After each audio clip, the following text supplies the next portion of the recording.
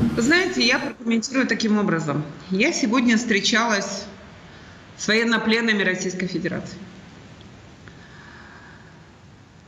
И вы знаете, видела всех маленьких мальчиков, 19-летних, которые действительно выглядят очень растерянно. Они хотят сладкого, они хотят покурить. Получается, нас видели шестерых человек. У товарища моего спрашивают, где последний, где шестой. Он ему на него показывает, и этот товарищ стоит на коленях, руки за голову, сдается. И он с разворота, получается, пустил в него очередь из автомата. Получается, мы уже все лежали лицом в землю. Нас, получается, начали отводить по одному в машину, которая подъехала. Одному товарищу нос сломали. Нас, раненых, хотели добить. Он один кричал вечно в рацию, что давайте я их добью, чтобы лишний раз с ними не возиться. Я лежал лицом в землю, мне завязали скотчем руки, начали поднимать, спросили, куда я ранен. Я сказал, что левое бедро. Мне туда прилетело с ноги. Я, понятное дело, начал кричать от боли. Он сказал мне: терпи, меня тащили волком, у меня обувь слетела. Спать мне удавалось от того, что было очень плохое состояние. За эти 2 суток я не ел вообще. Нас там каждый день водили, заставляли записывать видео по их тексту. Если у кого-то что-то не получалось, их били так же, как и меня. Потому что в связи с ранением головы у меня память была не особо. И я не мог весь текст запомнить, чтобы все рассказать. В первый день нашего пребывания в спортзале туда привезли одного человека, и доктор, который меня осматривал, сказал, что он до утра не доживет. И этого человека всю ночь забивали до смерти. Просто ты лежишь, у тебя на глазах повязка, и на весь спортзал крики от боли этого человека. Но вскоре они утихли, и на утро нам сказали, что вы вообще в курсе, что вы с трупом спали. Было такое чувство, что его били палками, потому что звук был очень глухой от ударов. Перевезли на автозаках в СИЗО службы безопасности. По приезду туда меня очень сильно избили. Я дня 3 не мог нормально спать, дышать. То есть, получается, по приезду в СИЗО нас завели на этаж, руки за спиной, повязка на глазах. Только я начал заходить в помещение это, и мне сразу же прилетело по голове. А из-за травмы головы, от любого удара я терял сознание. Меня вечно били, меня ударили по голове, я потерял сознание, мне начали выламывать руки, пальцы. Орали, что мы тебе сейчас руки будем, то что руку сейчас сломаем. Я пытался через силу подняться, мне опять прилетало по голове, и так по кругу. Ногами, руками по животу били. А из-за того, что ничего не ели, было крайне сложно это все переносить, то что все органы отбили. Я дня 3 не мог нормально спать, дышать просто-напросто, из-за того, что у меня все внутренности болели. Там уже на тот момент были летчики. Я лежал рядом с одним из них. Если вечно какой-то снаряд прилетает, выходит человек, начинает его избивать. Просто ногами, руками. И они единственные люди, которые были в наручниках там, потому что, когда он переворачивался, слышно звук железа. Над ними очень сильно издевались, над ними им спать не давали, их кормили намного реже и воды вообще не давали. Перед тем, как отвезти нас к Красному Кресту, нам все, кто рядом был, говорили, что если вас будут спрашивать, то говорите, что питаетесь вы отлично, воды вам дают, ничего не жалеют, то что условия у вас отличные, то что и те, кто ранен, обрабатывают вам все хорошо.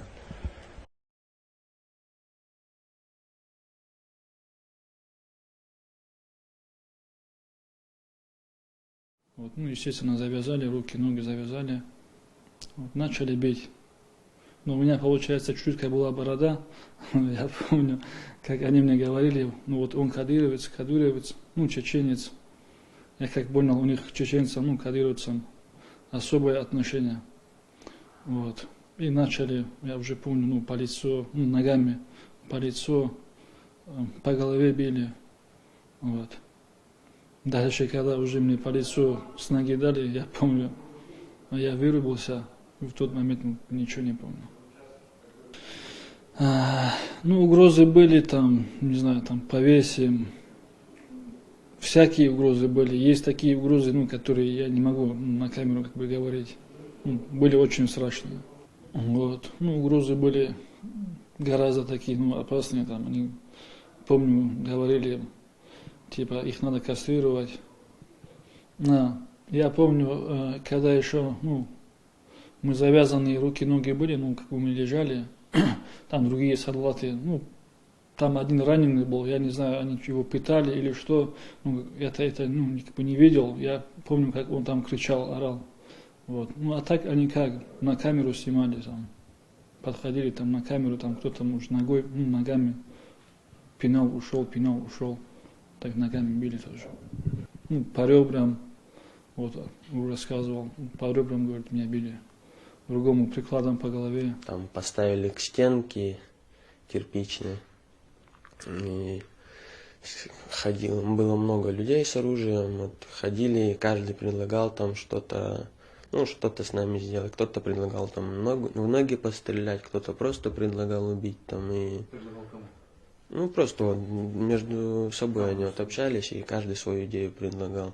Их был один там человек, который говорил, что не стоит, потому что он сказал, что нужны для чего-то были. Вот, когда волокли нас из машины санитарной, там были товарищи, у которых были прострелены ноги, они не могли быстро самостоятельно передвигаться. Вот, и их ну, силой кого-то волокли, кого-то там подталкивали, били. Мы там содержались в каком-то спортивном зале, спали на полу. Ночью было холодно, и там постоянно, когда прилетал какой-либо снаряд, был слышен взрыв, слышно было, как открывается дверь, и выходят мужчины и начинают избивать летчиков, как я понимал. Там у нас находились 2 летчика, их постоянно били, не давали им спать. И в любой момент можно было ночью услышать, как спрашивают летчики, вы спите? И они заставляли их отвечать, что мы не спим, небо сторожим. Вот их постоянно издевались вот они над летчиками и говорили, что если летчики вернутся в Россию, то только инвалидами. Били постоянно. Били, не спрашивают даже, ну, задавая вопросы били. Или просто там мимо проходили, люди били. То есть медицинское обслуживание никак не оказывает. Вот у меня ранение, допустим, есть осколочное. В зубы, постоянно зубы болят, я есть не могу. Но я им говорил это. Они знали об этом и постоянно. Приносили еду, хлеб был жесткий. Но они знали то, что я не могу его есть, потому что у меня зубов нет, у меня 4 зуба осколками выбило. Но в ответ кричали только «Слава Украине» и все, «Смерть русским», так говорили. К офицерам у них отношение было намного жестче, чем к таким, ну, к солдатам, сержантам. Ну, это крики безостановочные, отсутствие еды. Вас привезли крики, как людей бьют. Людей бьют, они кричат, они даже не кричат, не воют. Я даже такого не слышал, чтобы били, а не выли. Это даже не стон, это просто от человека, даже звуки такие издают, как не человек, от того, как его сильно били. Ну, я слышал, как у человека ребра ломаются, как у человека руки ломаются. Я знаю, что был у нас командир-майор в плену. Он попал в плен, но он отказался, как я понял, давать показания, ну, рассказывать, что происходило. И больше его никто не видел. Были такие моменты, что у человека, допустим, огнестрельное ранение в ногу или в руку, и специально они видели это, они били по этим местам. Но он видит, что ему больно, он идти не может. Ну, именно били по тем местам, которые уже и так искалечены. Туда приводили еще гражданское население, которые как-то были подозреваемые. Допустим, даже тот человек вот шел в телефоне, он читал российские новости, его привели туда.